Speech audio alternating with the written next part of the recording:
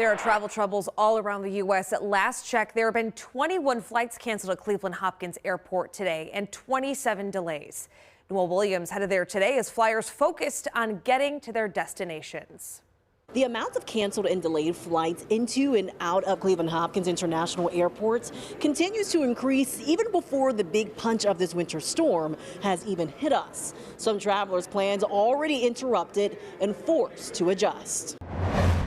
Kevin Flynn should be on his way to Aspen, Colorado to ski the slopes, but we were connecting in Chicago, and that flight got canceled. He was rebooked on a flight 4 hours later after 2 p.m. But more than just Chicago is seeing delays and cancellations. Atlanta, Baltimore, Cancun, and Dallas, just to name a few, are seeing canceled and delayed flights in and out of Cleveland Hopkins before the big punch of the winter storm has even hit Northeast Ohio. The National Weather Service says a winter storm warning is in effect from now to Monday. Southern cities like Dallas are already seeing ice and sleet. What is your biggest concern?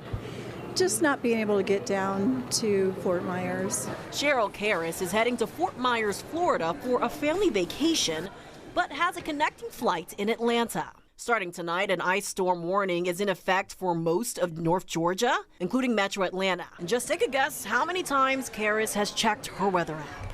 Constantly.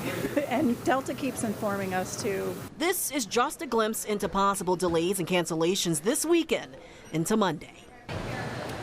At Cleveland Hopkins International Airport, Noel Williams, 19 News.